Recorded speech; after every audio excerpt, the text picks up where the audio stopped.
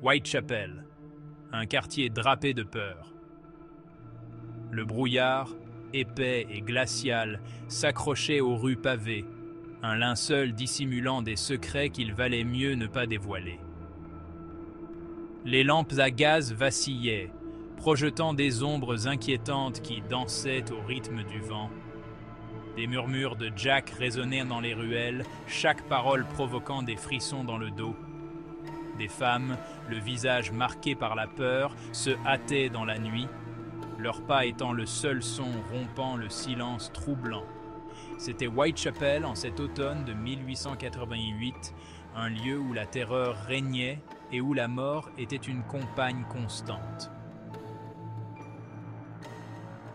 Dans une pièce faiblement éclairée, une silhouette solitaire était penchée sur une table. Jack. Le nom, murmuré avec peur et dégoût, était son bouclier, son arme.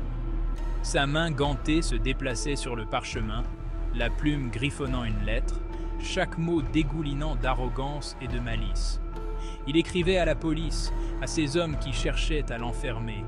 Il se moquait de leurs efforts, de leur incapacité à le capturer, à l'arrêter. Il était aux commandes, le maître de leur peur. L'inspecteur William Hayes regardait par la fenêtre les rues de Whitechapel luisantes de pluie. Son visage était un masque de détermination sinistre. La dernière victime de Jack, Mary Jane Kelly, gisait froide à la morgue, une autre vie éteinte par les ténèbres qui hantaient leur ville. Hayes ressentit une vague de colère, un désir brûlant de traduire le monstre en justice. Il n'aurait aucun repos, pas avant la fin du règne de terreur de Jack. Jack ressentit un pincement au cœur, une sensation qu'il n'avait jamais éprouvée auparavant. C'était subtil, comme un courant d'air froid dans une pièce fermée à clé. Il l'a rejeté, l'attribuant à la fatigue, au produit de ses activités nocturnes. Mais le sentiment persistait, un murmure de danger au fond de son esprit. Il continua de marcher, ses pas résonnant sur les pavés humides. Il avait un jeu à jouer, une ville à terroriser. Ace se tenait au coin de la rue, le col relevé contre le vent mordant. Il observait le flot de passants, scrutant du regard tout signe, tout mouvement qui pourrait trahir la présence de l'éventreur. Une silhouette, enveloppée d'obscurité, émergea d'une ruelle de l'autre côté de la rue. Quelque chose dans la démarche de l'homme, sa façon de se tenir, envoya une vague de suspicion à travers Ace. Il s'engagea dans la rue, sa main se portant instinctivement vers la matraque à sa ceinture. Jack le sentit plutôt qu'il ne le vit. Un changement dans le rythme de la rue, une nouvelle présence. Il se retourna, sa main se portant déjà vers la lame dissimulée sous son manteau. Leurs regards se croisèrent par-dessus la foule dense.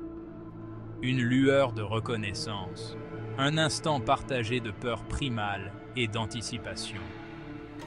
Le jeu était lancé, mais ce soir, quelque chose était différent.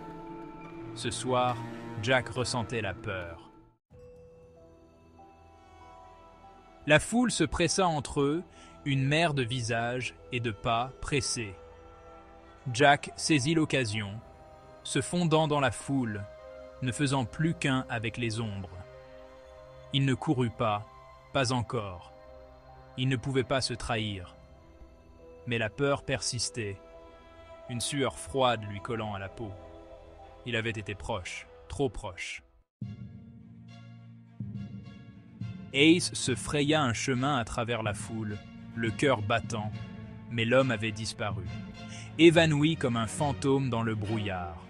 La frustration le submergea, mais elle fut rapidement remplacée par une détermination sinistre.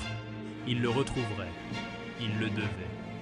Sur le sol, gisant au milieu des pavés et de la boue, se trouvait une simple enveloppe blanche. Elle était adressée, d'une écriture aussi acérée et cruelle que son auteur, à l'estimable inspecteur Hayes. La lettre de Jack et son jeu venaient de commencer.